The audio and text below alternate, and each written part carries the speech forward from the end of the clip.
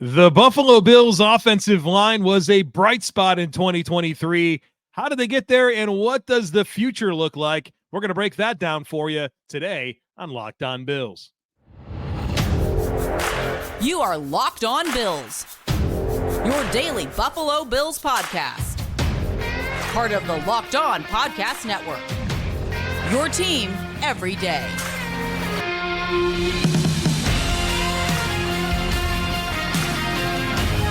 What's up, Bills Mafia? It's Joe Marino, author of Go Bills and Buffalo's Run, also the co-host of the Locked On NFL Scouting Podcast, and I am your host of Locked On Bills. Want to thank you for making Locked On Bills your first listen every day, and a big welcome and shout out to our everydayers. You know who you are. Those of you who never miss a single episode, I appreciate y'all being here very, very much. I'd also like to invite you to subscribe or follow for free on YouTube or wherever you listen to podcasts. We're part of the Locked On Podcast Network, your team every day. Well, folks, we're going to tie a ribbon on the offensive side of the football as it relates to our performance review series. We're talking offensive line today, and there is a lot to get to, a ton of different players, a ton of different dynamics. So let's dive right into it. I do want to start by giving you some numbers as it relates to the Buffalo Bills offensive line. I think we can all agree that it was a good season. Probably the best offensive line the Bills have had yet for Josh Allen. And here's some numbers that really tell that story. When it comes to the run game, the Buffalo Bills offense averaged 2.07 yards before contact when they ran the football. So before a ball carrier was touched, 2.07 yards before contact, third best in the NFL. Ravens number one at 2.24, the Eagles number two at 2.17, and the Buffalo Bills number three at 2.07. When it comes to the pass game, pass blocking efficiency, which is a metric courtesy of Pro Football Focus that measures pressures allowed on a per snap basis, and it's weighted towards sacks allowed. Buffalo Bills ranked number 5 there at a pass blocking efficiency rate of 86.4. The Bills' offensive line also allowed the fewest sacks in the NFL with 12. The Eagles were number 2 at 14. And so those are sacks that the offensive line was responsible for. No matter how you spin it, a great season for the Buffalo Bills offensive line. Now let's talk about these players. We'll get into the tackles first. We'll do Dion Dawkins and Spencer Brown in this opening segment. Dion Dawkins, a 2017 second-round pick, number 63 overall. 29 years old. He turns 30 in April. He's entering the final year of his 4-year, $58.3 million contract. And to me, he's a very obvious contract extension candidate. He's coming off what I thought was his best season. It's his third consecutive Pro Bowl season. He is playing at a high level, and I think that should sustain itself for 3, 4, 5 more seasons without question. And so right now you're looking at this contract, the final year of the contract for Dion Dawkins, and the Bills are on the hook for a $16.6 million cap hit. And if you extend Dion Dawkins, you could take that opportunity and spread some of that money out over future years.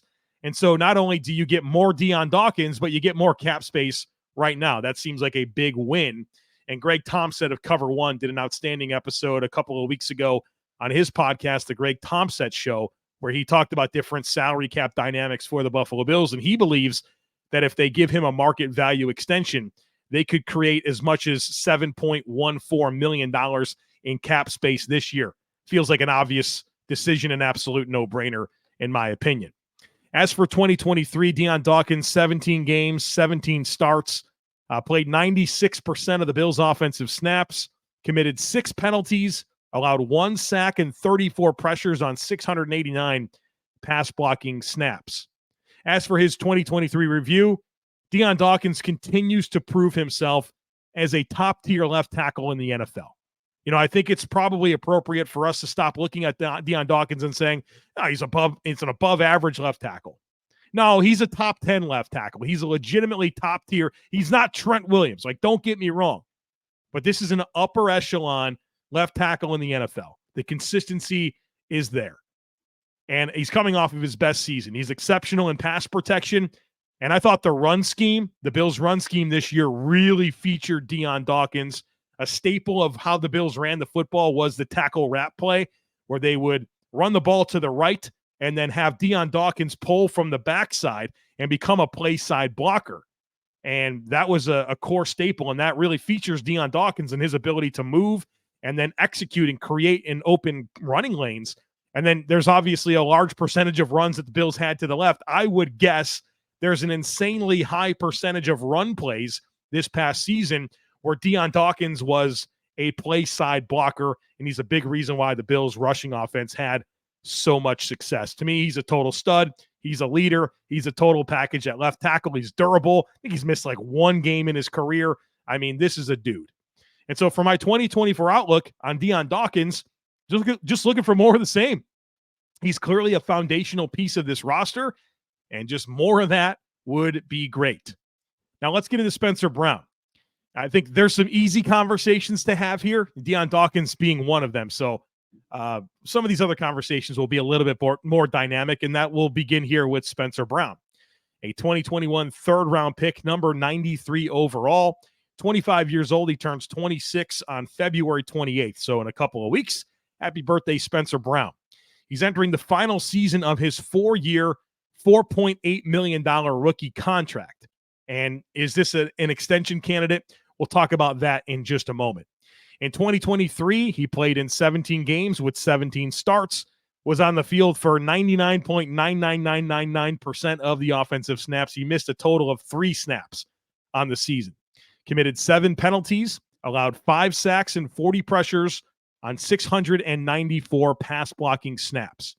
As for his 2023 review, I think there's a case to be made that Spencer Brown is the most improved player on the roster year over year.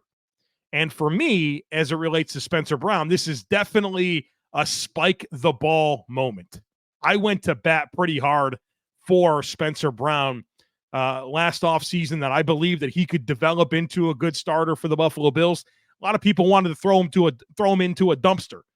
Just didn't think there was any hope for him. And I think that was very short-sighted and lacking context and understanding of what Spencer Brown's football journey is and what his physical tools suggest he can be.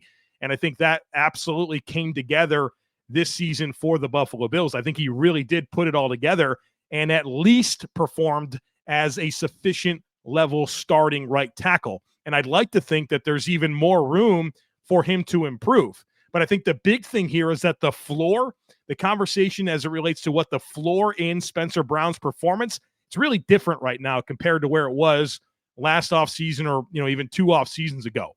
I'm very excited about his development, and his growth was so important for this offense. If you remember, when I was talking about how the Buffalo Bills offense could improve in 2023, I said as big as anything is Spencer Brown realizing his potential at right tackle, and I think we saw that come together. And look, I think the pass protection improvements, those are easy to feel and notice. But to me, the run game was also a big area of growth for Spencer Brown, where you saw him get better and better throughout the season. We talked about that tackle wrap play and how Dion Dawkins would pull from the backside, become a play side blocker.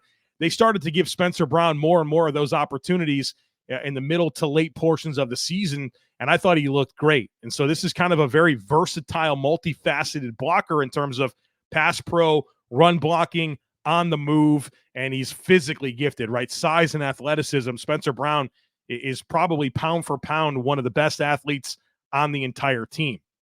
So as for his 2024 outlook, and this is where we'll start talking a little bit about the contract extension, I think the first thing here is just keep it up and maintain that level of performance and hopefully take another step. And for Spencer Brown, I think 2024 is that year for him where he can leave no doubt that he is a pillar and a foundational piece of this offensive line. And there's no reason to think that he's achieved all of his potential. He's too dynamic of a physical talent, and when you combine that with his trajectory, there's higher levels that he can get to, in my opinion, and that's what makes the contract extension piece a little challenging. Now, you can extend him now, and you could potentially find a really nice value contract, maybe an Ed Oliver 2.0 situation. You do it early, and you get rewarded. But this isn't a situation like Dion Dawkins where if you extend the player, you reduce the cap hit this year and you save money with an extension. Spencer Brown's cap hit is $1.5 million.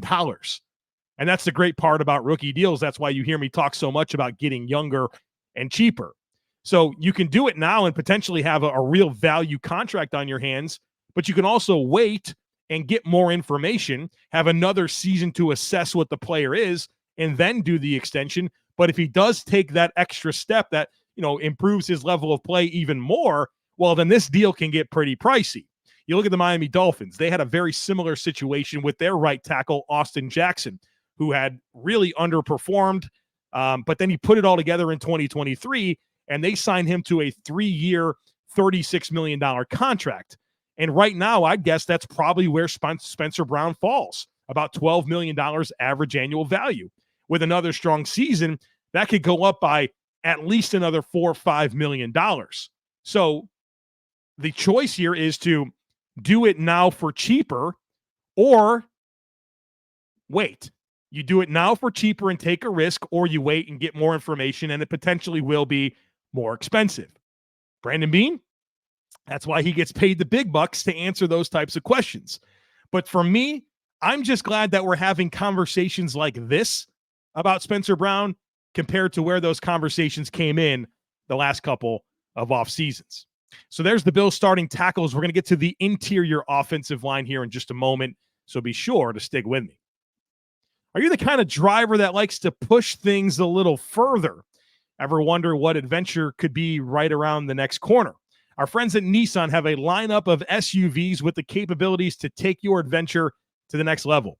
The 2024 Nissan Rogue. It's perfect for city drives and great escapes. Class-exclusive Google built-in is always updated, and your assistant to call on for just about anything.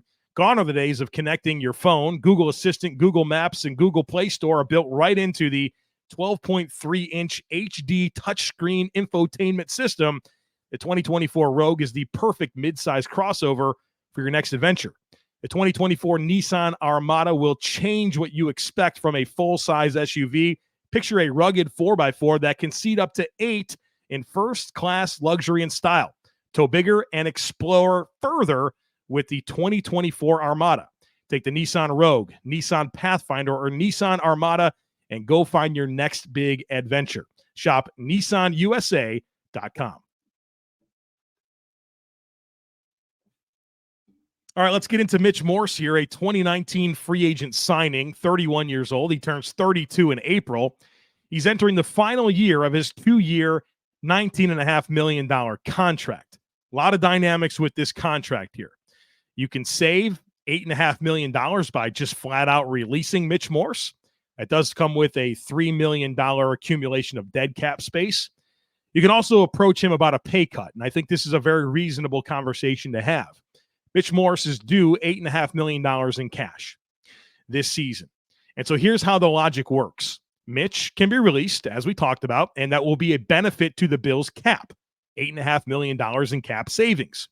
If that happens, the question that Mitch Morse then has to ask himself is, will he hit the market and get a deal that is going to pay him the $8.5 million in cash he's scheduled to get in Buffalo this season?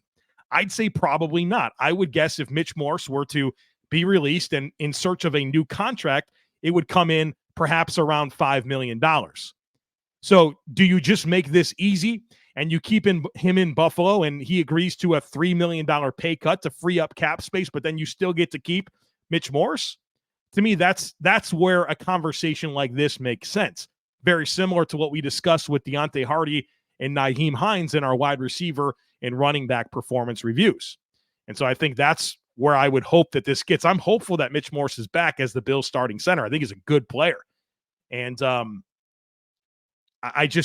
get to it in just a second here, but I think that pay cut conversation, it's always a little bit weird to say stuff like that, but it makes sense. He's not going to go find $8.5 million in 2024 for some other team. So you can either take a pay cut and stay in Buffalo or go see what else is out there for you. And I don't think he's going to get that same money. So I think there's a very logical conclusion that ends in Mitch Morse taking a pay cut. 2023, 17 games, 17 starts on the field for 97% of the offensive snaps. Committed 4 penalties, allowed 1 sack and 24 pressures on 693 pass blocking snaps. I thought this was another quality season for Mitch Morse. Took a little time for him to gel with the new guards, in particular, Connor McGovern at left guard, but it came along and they got their timing figured out. And I think Mitch Morse finally having stable guards around him was really important. It's been a big time revolving door of lackluster options at guard around him until this season where there was some stability. And he actually talked about this. Mitch Morse talked about this and how beneficial that was on Eric Wood's podcast centered on Buffalo. And that conversation between Eric Wood and Mitch Morse was a can't miss episode. Thoroughly enjoyed it and fully recommend you checking that out. And look, Eric Wood, his podcast centered on Buffalo is terrific and should be part of your regular podcast rotation. Also on that podcast is a really good conversation between Mitch and Ewood about Aaron Kromer, the Bills offensive line coach, and how he coaches blocking schemes to have a purpose and for the guys to be under control to avoid injuries. And obviously the Bills really enjoyed having all 5 of their offensive line starters intact for the entire season. But look, we know who Mitch Morse is, and he continues to deliver. And I also think not only from how he plays, but from a personality and leadership perspective, he's really valuable to not just the offensive line, but the offense in general. I love his mindset and what he means to this football team. As for 2024, I'm hopeful, and I almost would say I expect him to be back as the Bills starting center unless the contract piece just can't be worked out. Look, I'd be surprised if Mitch Morse strong-armed the Bills and told them to kick rocks for approaching him about a pay cut, because I would think that all parties involved would understand the dynamics that we've already discussed. You know, Mitch has already come out and said that he wants to play next season, and he would play for the Bills if they would have him back. So the ball is a little bit in Brandon Beane's court here, and I'm hopeful that they can get on the same page and the Bills can have Mitch Morse for at least one more season as the starting center. O'Cyrus Torrence, a 2023 second-round pick, number 59 overall, 24 years old. He actually just turned 24 back in January, entering the second season of his 4-year, $6.2 million rookie deal. 2023, 17 games, 17 starts on the field for every single offensive snap this season. Committed 5 penalties, allowed 3 sacks and 40 pressures on 695 pass blocking snaps. As for his 2023 review, I think all things considered, this was a very strong rookie season for O'Cyrus Torrence. I mean, you think about offensive line, it's 5 dudes working together as one. It's really the sum of all of the parts, and O'Cyrus Torrence was a big part of that success. I thought his run blocking in particular was very strong. His ability to create play side displacement was huge for them to be able to run duo and for them to run the tackle wrap play. He's a very good run blocker. I thought his pass protection was good, but that's where I thought most of his challenges really showed up. He's obviously not the most fleet of foot, right? He's kind of a heavy-footed guy. And there were times where pass rushers would get to his edges, they would cross his face, and he took some L's in pass protection. And I thought that actually, unfortunately, happened more as the season went along, because I do think that he hit a bit of a rookie wall, which is not uncommon. We've seen that happen across the league, and it seems to happen a lot for Bills rookies. And one thing that I think is necessary to point out as it relates to O'Cyrus Torrence is just how much football he played this season. It's a big jump in snaps. So I want to take you on a journey here through college. He was a 4-year starter in college. 2019, he played 859 snaps. 2020, he played 701 snaps. 2021, he played 807 snaps. 2022, he played 698 snaps. 2023, as a rookie in the NFL, 1,307. I mean, close to double the amount of snaps in any other season of his football career, not to mention the season is longer and more taxing on your body. And so I think there's a big adjustment, especially for a guy like O'Cyrus Torrence, who is playing every single snap as an interior offensive lineman in the NFL. That's a big adjustment. And certainly that probably played into, I think some of the struggles he had later in the season. So as for his 2024 outlook, like I talked about yesterday with Dalton Kincaid, the rookie to sophomore jump and what the dynamics of those off seasons look like are really different. And I'm excited for that to happen for O'Cyrus Torrence, because last offseason for him, it was the Senior Bowl, the Combine, Pro Days, workouts, interviews. Now it's just about being the right guard for the Buffalo Bills. And I'm looking forward to him taking a step and building off a really strong start to his career. Connor McGovern, 2023 free agent signing, 26 years old. He turns 27 in November. He's entering year 2 of his 3-year, $22.4 million contract. I think the Bills should look at a base salary restructure here. You can create some cap space. You do that, you free up $2.3 million in cap space if you want to do it. I would. I definitely would. I think he'll be your starter for the next 2 seasons. And with that in mind, take the cap space right now. 2023, 17 games, 17 starts on the field for 98% of the offensive snaps, committed 3 penalties, allowed 2 sacks, and 23 pressures on 695 pass blocking snaps. As for his 2023 review, I thought he stabilized the left guard spot. I thought he did a nice job, especially in pass protection. We knew he was not a super dynamic run blocker, and I think that's where he had some issues, mostly timing stuff. It wasn't like he was overpowered. I think just getting acclimated to how the Bills run the football and his timing with Mitch Morse, that took a little time. I think stylistically, comparing the Bills run scheme to how the Cowboys ran the football, it's very, very different. And it's also his first season with Aaron Kromer. And any offensive lineman that's ever played for Aaron Kromer, and I've had these conversations one-on-one with Aaron Kromer, where he really asks the guys to play a little bit different. He tailors the techniques based on the skill set of the offensive lineman. For a lot of offensive line coaches, this is how we do it. This is how we expect you to execute. This is how you run block. This is how you pass block. This is our core principles of how you're supposed to play the game. Aaron Kromer doesn't do that. He tailors how you should play based on your body type, what your strengths and weaknesses are. And so there's always a little bit of an adjustment. And he just asks the guys to trust him and do what he says. And you see that growth. I think you saw that very evident with the guys year over year, Spencer Brown, Dion Dawkins, Mitch Morse, and how they looked, even some of the depth players that we're going to get to, how they looked year over year. And so I'm thinking that there could be a good jump ahead for Connor McGovern, as not only he's more familiar with the scheme, but familiar with how Aaron Kromer is coaching him. As for his 2024 outlook, like I mentioned, I think he can take a step as he gets more familiar. I think McGovern is a sufficient starter, and that's what I'm looking for him to be once again in 2024. All right, we're going to get into the depth pieces and what should be on Brandon Beane's to-do list this offseason as it relates to the offensive line, so be sure to stick with me. Did you know that even if you have a 401k for retirement, you could still have an IRA? Robinhood has the only IRA that gives you a 3% boost on every dollar you contribute when you subscribe to Robinhood Gold. But get this, now through April 30th, Robinhood is even boosting every single dollar you transfer in from other retirement accounts with a 3% match. That's right, no cap on a 3% match. Robinhood Gold gets you the most out of your retirement thanks to their IRA with a 3% match. This offer is good through April 30th. Get started at Robinhood.com/boost. Subscription fees apply. And now for some legal info. Claim as of Q1 2024, validated by Radius Global Market Research. Investing involves risk, including loss. Limitations apply to IRAs and 401ks. 3% match requires Robinhood Gold for 1 year from the date of the first 3% match. Must keep Robinhood IRA for 5 years. The 3% matching on transfers is subject to specific terms and conditions.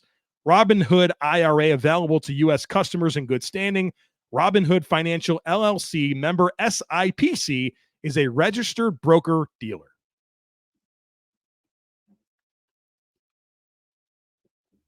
All right, let's talk depth and Brandon Beane's to-do list here. David Edwards, this was an important player for the Bills this year. 2023 free agent signing. 26 years old, he turns 27 in March. He completed his 1-year, $1.7 million contract and is set to become a free agent. In 2023, he played in 17 games and 13% of the Bills' offensive snaps. He was a backup guard, but his impact really came as a utility blocker that primarily served as a big tight end. He played 194 total snaps, 30 as a guard, 164 as a tight end. So he really filled this important utility blocker role for the offense. And I think he was really critical for the success of the run scheme, using bigger people. I talked a lot about that. Instead of having Isaiah McKenzie and Khalil Shakir and Gabe Davis blocking in tight formations, put bigger people out there to move people out of the way. And I think David Edwards unlocked some of that. He also factored into the protection scheme for a few snaps every single game. He was ultimately a very useful utility blocker. As for his 2024 outlook, I hope he's back in the same role. Here's the challenge, though. After 4 years as a starter with the Rams, last season that he was with the Rams as a starter was cut to just 4 games due to an injury, but he was a 4-year starter. He wound up not having much of a market in free agency. And so I think him being familiar with Cromer allowed him to come to Buffalo. And so I think the question that David Edwards is probably asking himself is there more out there for him this offseason? Is a year removed from a big injury season in 2022, plus what he showed as a utility blocker for the Bills, is that going to change his market and someone signs him, to be a starter for them? We'll see if that's the case. I don't know if 194 snaps as a utility blocker for the Bills really changes those dynamics. So we'll see. But if he wants to come back under a similar deal as last year, I'd love it to do the similar type role. I think he's a very, very useful player. And not only is he a good, backup guard that has some position flexibility, that utility role, he was really good at it. Ryan Bates, 2019, the Bills got him through a trade in 2019. The Bills sent Eli Harold to the Eagles for Ryan Bates. Brandon Beane won that trade. Bates is 26 years old. He turns 27 on Valentine's Day. So happy birthday, Ryan Bates, next Wednesday. Entering year 2 of his 4-year, $17 million contract extension, the Bills could release him and save $4 million in cap space. They would accumulate 1.4 in dead cap, but they can also do a base salary restructure and create $2.2 million in cap space. That's what I would do. 2023, he played in 17 games, no starts, was on the field for 3% of the snaps. So it's hard to really give him a review. He didn't play. But I did feel great about him being on the roster and him being the primary backup to Mitch Morse. Obviously, he was in competition to be the right guard. He got beat out by Osiris Torrence, and he just filled a depth role. And fortunately for the Bills, they weren't really tasked with calling on him to play very often. So as for his 2024 outlook, I'd love to have him back in the same role. And then, of course, if that whole contract conversation that we already had about Mitch Morse doesn't work out, this is your starting center. Let's get to Ryan Vandemark. Was a practice squad signing in August of 2022. 25 years old, he turns 26 in March, entering year 2 of his 2-year, $1.7 million contract with the team. In 2023, he played 47 total offensive snaps. As for his 2023 review, this is a very cool story here. He's a guy that really caught my eye at training camp, and then he was a big part of our discussions during the preseason as I just became more and more impressed with him and, him playing offense for this team. And then he ends up winning a roster spot. He's the swing tackle, the first guy off the bench at left or right tackle. And so for his trajectory, I mean, he's on the practice squad for 2022, develops into your first guy off the bench at both tackle spots, within one season. That's really good. He's super toolsy. He's long, athletic, big. He's an exciting physical package that is obviously on a really good path. So as for his 2024 outlook, right back in the mix to be in competition for the swing tackle job. And I'm excited to see how he continues to develop. Obviously camp and preseason will be critical for him to really give us the opportunity to see where he's at. But this was the primary swing tackle this year, and I think he's the favorite to do it once again next year. And a really good story as it relates to the development of so many young players on the offensive line, but also this team in general. Alec Anderson, a 2022 undrafted free agent, 24 years old. He turns 25 in October. He's entering year 2 of his 2-year, $1.7 million contract. In 2023, he was rostered all season long, but never played. And so it's hard for me to really give a review here, but there's a lot of similarities to Alec Anderson, as I just discussed with Ryan Vandemark. Spent 2022 on the practice squad, winds up earning a roster spot, was a depth player.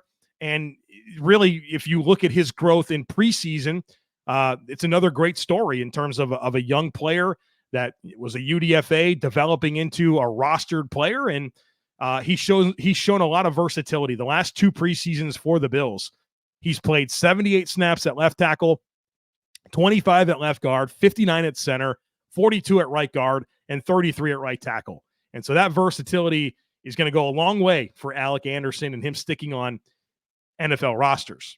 As for his 2024 outlook, I think he's in competition again to be a versatile backup. and just another guy on this offensive line that is on a great trajectory as a player under Aaron Kromer. One more player to get to, that's Tommy Doyle. You probably forgot about this guy, but you shouldn't. 2021 fifth-round pick, number 162 overall. 25 years old. He turns 26 in May. He's entering the final year of his rookie contract, a 4-year, $3.8 million rookie deal. 2023, he tore his ACL in the second preseason game, was a candidate to be the swing tackle. If you remember, it was him and Ryan Vandemark. And then, of course, the Bills eventually brought in Jermaine Ifedi. Brandon Shell retired. But, Tommy Doyle was part of this mix. And it's unfortunate because he's now had back-to-back season-ending ACL tears. So there's not a whole lot to say in terms of his 2023 review, but he should be healthy. I mean, this thing happened in preseason, so have a full year to recover and back in the mix to compete for a depth spot. Hopefully he can stay healthy. He's a big, long, and athletic dude. And, I'm not sure that his flashes have ever been very consistent, but there's a nice tool bag here, and guys are developing under Aaron Kromer, and it'd be nice for Tommy Doyle to be another one of those success stories. The Bills also have Richard Garage and Kevin Jarvis as players they signed to futures deals. Richard Garage, a UDFA out of Florida that spent the season on the practice squad. He had a pretty good preseason, so excited to see what he can do in year 2. And then Kevin Jarvis is actually a bit of an older player that might be in competition to be a practice squad player again next season. So here we go. What do the Bills have? What do they need? Well, here's what they have. They have all 5 starters and 3 of the 4 primary backups from a terrific offensive line returning. The only player that was rostered last year that's not under contract right now is David Edwards. And I'm hopeful that they can get David Edwards back. So what do the Bills need to do here? This is the checklist for Brandon Beane for the offensive line, in my opinion. Extend Dion Dawkins. Ask yourself some hard questions about Spencer Brown if you want to do the extension now or wait. You got to figure out the Mitch Morse contract and what we talked about earlier in the show. You need to restructure Ryan Bates and get some cap savings there.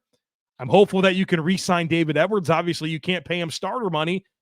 So if there's starter money out there for him in that type of opportunity, he should go do that. But if it's not there, come on back, be a utility blocker, and be one snap away from stepping into this lineup. And I think you just got to add competition. But here's the reality of adding competition. Probably going to be pretty tough for any new players to be rostered on this offensive line, especially if they do bring David Edwards back. But that's a good problem to have. You can bring some guys in, and you never know how injuries are going to fall. But it could be a tough lineup to crack here with, like I said, all 5 starters and 3 of your 4 primary backups all coming back year over year. But you want competition. It's never bad to invest in the offensive line. But we've seen some challenges here where the Bills have signed veterans that couldn't make the roster. They've used draft picks, right? Like Luke Tenuta, Jack Anderson, these guys they keep drafting, they can't roster. So, these are good problems to have, but it's the reality of where this offensive line is at. It's in a pretty healthy spot, but we know that can change really, really quick. Just being mindful of, just being honest. Hey, look, if the Bills bring in any offensive line talent, it's going to be tough for them to crack this roster, and that's a good problem to have. All right, folks, there you have it. The performance review for the offensive line and the offense now in the books. We got some stuff to get to the rest of this week. I mean, I'd love to get to herd mentality. The Bills have made some coaching staff changes that I want to get to. They've reportedly hired a quarterbacks coach, Marcus West for the D-line, Al Holcomb for the linebackers. I'd love to get to that here pretty soon as well. And then next week we'll do our defensive performance review series. And then I know everyone's chomping at the bit for me to talk free agency, to talk draft, and that is all coming your way. This is a daily podcast, folks. We got time for all of it. So appreciate you guys being here and allowing me to be thorough. That's what's important to me with this. I really love the opportunity to assess. That way we can talk very intelligently about what the Bills need, but also I don't say things without a lot of research and study. And so as people are asking me about free agents and draft picks, there's a lot of work that's necessary to go into me having the opinions that I'm comfortable with on those players. And so I'm doing a lot of behind the scenes stuff right now. So that way in the very near future, when we get to those conversations, I can speak to you from a well-informed position and have some convictions about what I say to you and players that I bring up in terms of guys I want and guys that I hope the Bills stay away from. So hopefully you can appreciate our process here.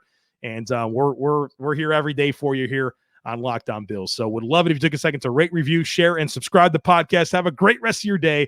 Go Bills, and I look forward to catching up with you again tomorrow.